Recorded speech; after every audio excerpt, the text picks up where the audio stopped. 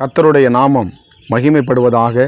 ஆண்டவரும் அருமை இரட்சகருமாகிய இயேசுவின் நாமத்தினாலே இந்த நாளுக்காய் நான் கர்த்தரை ஸ்தோத்தரிக்கிறேன். கர்த்தர் உங்களை ஆசீர்வதிப்பாராக. இந்த நாளில் கூட தேவனுடைய வார்த்தை நம்மளுக்கு கிடைக்கும்படி ஜெபம் பண்ணுவோமா?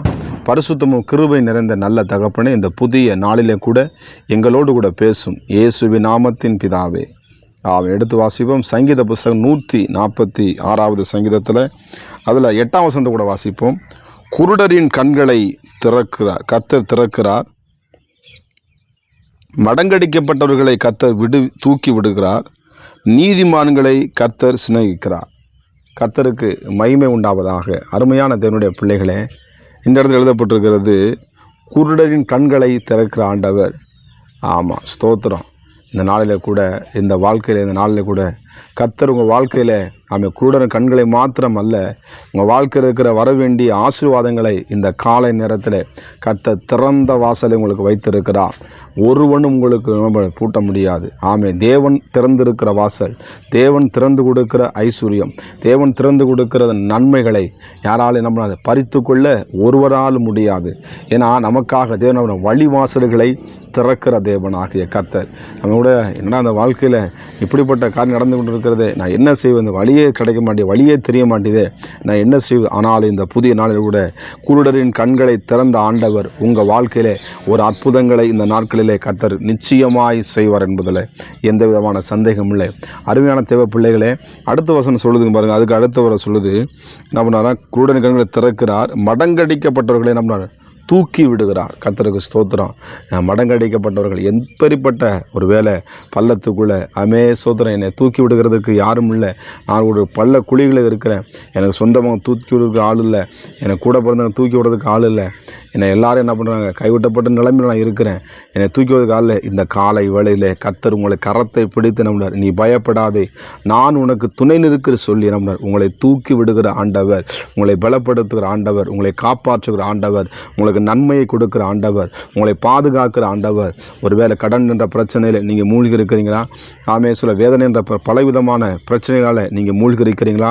உங்களால் பள்ளத்திலிருந்து வெளியே எழும்ப முடியாத இருக்கிறீங்களா? கர்த்தர் நிச்சயமாக யோசேப்பை குழியிலிருந்து தூக்கி வெளியெடுத்த ஆண்டவர் உங்களை நிச்சயமாக தூக்கி குழியிலிருந்து எடுத்து வெளியே கொண்டு வந்து தேவநாயகர் நிச்சயமாக உங்களை ஆசீர்வதிப்பார் என்பதில் எந்த விதமான சந்தேகம். இந்த பூமியில் என்னை தூக்கி விடுறதுக்கு யாருமே நினைக்காதீங்க. வானத்தையும் பூமியும் அண்ட சராசனை உண்டாக்கின நம் ஆண்டவராக இயேசு கிறிஸ்து இருக்கிறார் என்பதில் எந்த விதமான சந்தேகமுள்ள அருமை உங்களை கர்த்தர் தூக்கி விடுகிறார். 3வது வரை சொல்லப்படுகிறது, நீதிமான்களை கர்த்தர் என்ன பண்ணுறான்?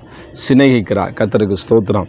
ஆண்டவராக இயேசு கிறிஸ்துவை தன் இருதயத்தில் ஏற்றுக்கொண்ட பிள்ளைகளுக்கு என்ன பண்ணுறார்? ஆண்டவர் நன்மை செய்கிறவராகவே சுற்றி தருகிறார். என்ன பண்ணுறார்? நான் உங்களை சிநேகிக்கிறேன், அதிகாலையை தேடுகிறவன் என்னை கண்டடைவான். யார் உங்களை சிநேகிக்கிறான் என்று ஒருவேளை என் மேலே யாரும் மேலே அன்பு கூற மாட்டுறாங்க, நான் உங்களை அன்பு கூறுறேன், நான் எல்லாத்தையும் மேலே நேசமாக இருக்கிறேன், ஆனால் என் மேலே யாருமே பாசம் காட்ட மாட்டாங்க, என்னால் என்ன மனசை காயப்படுத்துகிறாங்க, எனக்கு விரோதமாக பேசுகிறாங்க, எனக்கு பின்னாக பேசுகிறாங்கன்னு சொல்லி ஒருவேளை வேதனோடு இருக்கிறீங்களா?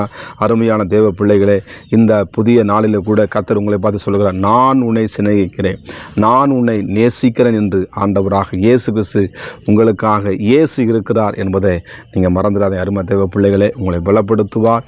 என்ன பண்ணுறார்? கண்களை திறக்கிற ஆண்டவர், தூக்கி விடுகிற ஆண்டவர், சிநேகிக்கிற ஆண்டவர் நம்மோடு கூட இருந்து பெரிய காரியங்களை உங்கள் வாழ்க்கையிலே, உங்கள் சரீரத்தில், உங்கள் குடும்பத்தில், உங்கள் பிள்ளைகளுடைய வாழ்க்கையிலே, உங்கள் வேலைஸ்தலத்தில், உங்கள் ஊழியத்திலே நிச்சயமாய் செய்வார் என்பதில் எந்த விதமான சந்தேகம் இல்லை. கர்த்தர் உங்களை ஆசீர்வதிப்பாராக.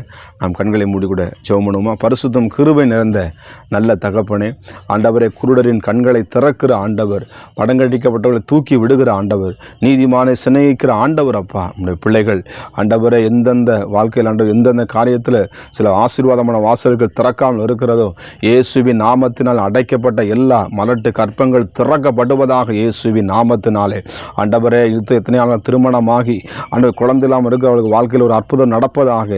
அதே போல் ஆண்டவர் திருமணத்துக்கு காத்திருக்கிற வாழ்க்கையில் ஒரு ஆண்டவர் ஏற்ற துணையை தேவன் தருவீராக. ஆண்டவரை சோதனை குடும்பத்தை எப்படி நடக்க வேண்டும், வாழ்வாதாரத்தில் போராடி கொண்டிருக்கிற பிள்ளைகளை கர்த்தாவே ஆசீர்வாதத்தினால நிறுத்தி ஆண்டவரை அற்புதங்கள் செய்யும்படியாக நாங்கள் செபிக்கிறோம். அப்பா, தூக்கி விடுங்கப்பா. நம்முடைய பிள்ளைகளை நேசிக்கிறதற்காக ஸ்தோத்திரம். இந்த அதிகாலை நேரத்தில் நம்முடைய பிள்ளைகளை கரத்தை பிடித்திருப்பதற்காக நன்றி. அப்படியே சேப்புக நன்றி செலுத்த எங்களை தாழ்த்தி ஒப்பு கொடுக்குறோம். பெரிய காரியங்களை செய்யுங்க இயேசுவின் நாமத்தின் பிதாவே, ஆமென். God bless you. கர்த்தர் உங்களை ஆசீர்வதிப்பாராக.